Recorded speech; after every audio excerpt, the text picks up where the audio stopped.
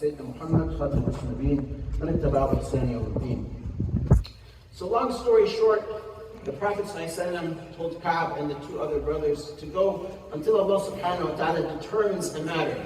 He could not forgive them himself because they did not have a personal issue with the Prophet ﷺ. They had an issue with the entire ummah. They had an issue with Allah subhanahu wa ta'ala. A call for support of the message of Allah subhanahu wa ta'ala is made, and they didn't really have a legitimate reason to stay back. One of them actually was so old that during that period when he told them to go and no one talked to them took 50 days. But on the 40th day or 41st, the Prophet ﷺ sent a messenger to their wives, or to them, saying, don't come close to your wives.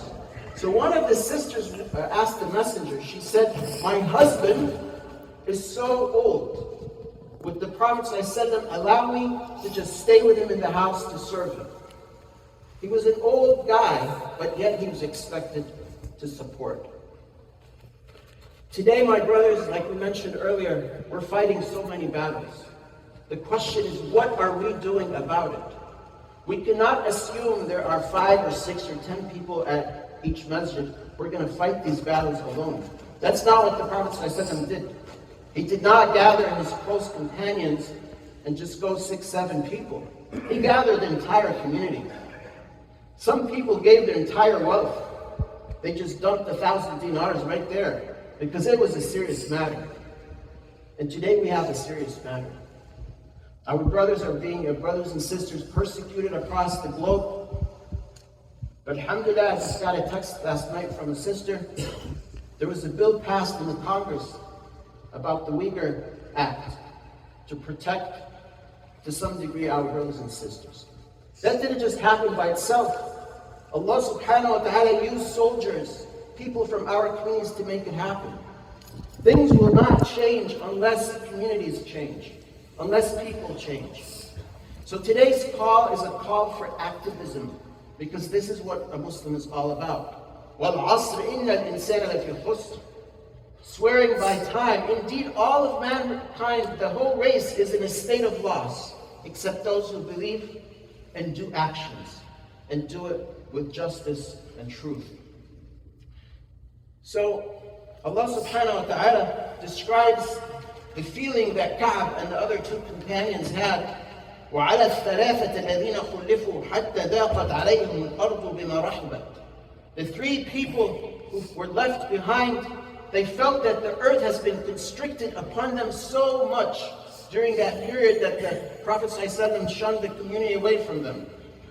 وَضَاقَتْ عَلَيْهِمْ أَنفُسُهُمْ. And they became so, constricted. They just couldn't imagine COVID. You're locked up in your home. You can't talk to anyone. Even your own family is not allowed to talk to you. You come to the masjid to pray. They let you pray, but no one talks to you. Ka'b would say, I used to go to pray in the masjid and I get so close to the Prophet ﷺ so I can see if he would return my salam. I would look at his lips to see if they're moving and he's whispering so I can't hear him. That's how bad he felt. وَظَنُّوا أَنَّ مَلْجَأَ مِنَ اللَّهِ إِلَّا إِلَيْهِ. There's no escape from Allah except back to Him. There's no escape for us from these battles that I mentioned earlier, except us standing up to it and fighting it or mitigating it. With hikmah, of course, with wisdom. But we can't just sit back and expect that something will happen. And this is where our youth come into the picture. Because the whole essence of khilafah, of sharing that message, sharing that trust that the Prophet ﷺ left behind for us to carry on, is to give them a torch to carry, to give them that message. If we're not doing anything to protect our youth and to nurture them, to prepare them to take on that message, we can only expect that they're going to be diluted in society. And Islam is no new to this land. It's as old as the Native Americans. Some historians say there have been entire tribes that were Muslim tribes, followed by the Muslims who came through slavery, then the Muslims who came through immigration from agricultural countries, the Middle East and Turkey and so forth. And then the new wave of Muslims that came in this century, the last century, the 1900s and so forth. The question is, where are those generations? Where are those Muslim towns? They're only names on maps. And we've had examples very vivid in Spain and elsewhere. So we should never get comfortable that we have 2,000, 3,000 masjids, 300 schools. We have a couple of big nonprofits with $100 million budgets plus.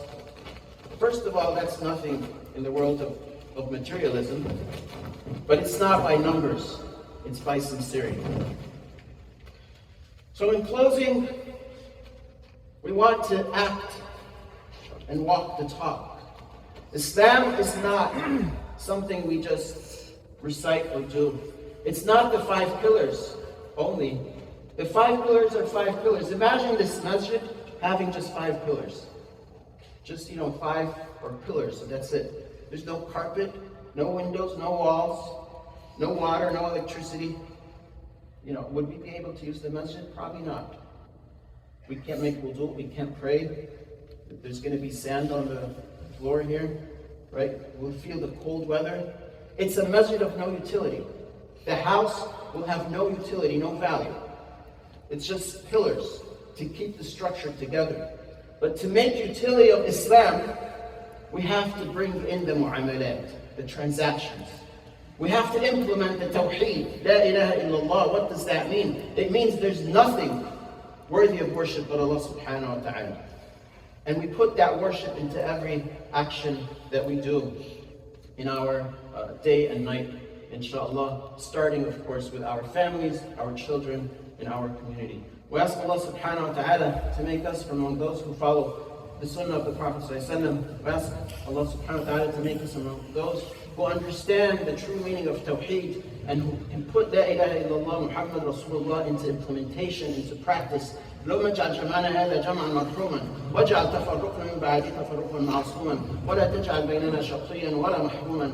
اللهم نسألك قبل الموت توبة وعند الموت شهادة وبعد الموت جنة ونعيما مقيما. اللهم ائتنا في الدنيا حسنة وفي الآخرة حسنة وقنا عذاب النار.